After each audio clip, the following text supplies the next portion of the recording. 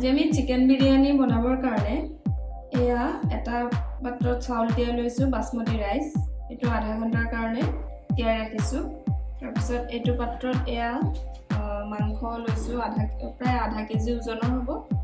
আধা কেজি মাংস নিমখ হালধি আৰু জলকীয়া গুৰি দি মেৰিনেট কৰি ৰাখিছো আধা ঘণ্টা সময় আৰু এয়া লৈছো তিনিটা পিয়াজ মিডিয়াম সাইজৰ লৈছো তিনিটা পিয়াজ এটা বিলাহী সৰু সৰুকৈ কাটি লৈছো আৰু এটা আলু লৈছো আৰু এয়া অলপ ইলাচি দালচেনি আৰু লং আছে আৰু এয়া হ'ল দৈ তাৰপিছত এয়া মছলাৰ পেষ্ট ইয়াতে কি মছলা দিয়া আছে আপোনালোকে ভিডিওটো লাষ্টলৈকে চালে গম পাই যাব আৰু আমাক লাগিব মাষ্টাৰ্ড অইল আৰু এয়া ঘিউ এতিয়া বিৰিয়ানী দিবৰ কাৰণে মছলা পেষ্টটো বনাই লম মছলা পেষ্টটোত আমি দিছো ধনিয়া গুৰি অলপ জিৰা গুৰি আৰু এটো হল বিৰিয়ানী মছলা আমি এটো বজাৰৰ পৰা কিনি আনিছো মছলাখিনিৰ লগত এয়া আদা নহৰুৰ পেষ্ট দি দিছো ইয়াতে অলপমান পানী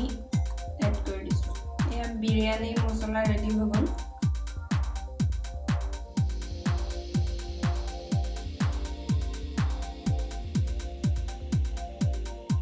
এয়া এটা কুকাৰ লৈ লৈছো কুকাৰটো গৰম হোৱাত আমি ইয়াত তেল দি দিছো অলপ আমি ইয়াত 1 চামুচ ঘিউ দি দিছো তেলখিনি গৰম হোৱাৰ পিছত লং ইলাচি দালচেনি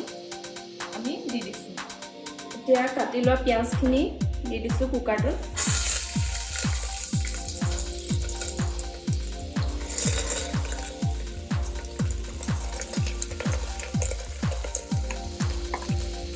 পিয়াজখিনি ভাজি লৈ এতিয়া মাংসৰ পিচকেইটা দি দিছো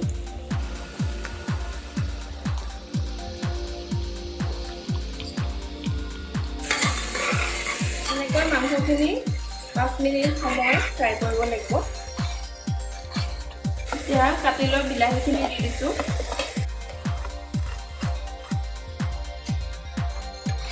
দি 5 মিনিট সময় পুনৰ এনেদৰে লৰাই 5 মিনিটৰ পিছত আমি বনাই থোৱা এয়া বিৰিয়ানী স্পেচিয়েল মছলাটো ইয়াত এড কৰি দিছো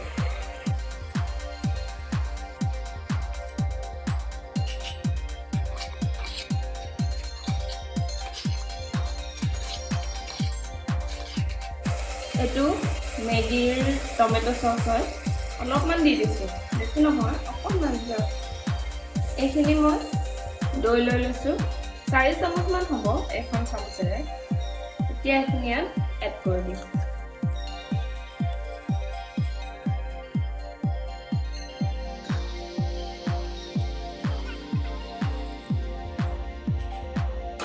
এতিয়া ভালদৰে মিক্স কৰি লম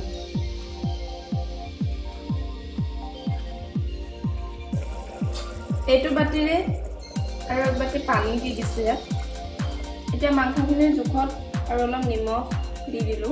এতিয়া ঢাকনিখন বন্ধ কৰি আমি 5টা হুইচেল আহিবলৈ দিম মাংসখিনি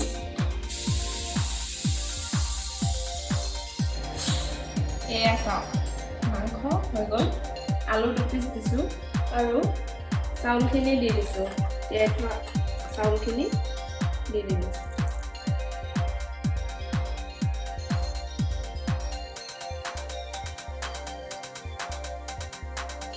চাউলখিনি এনেকৈ মিক্স কৰি লৈছো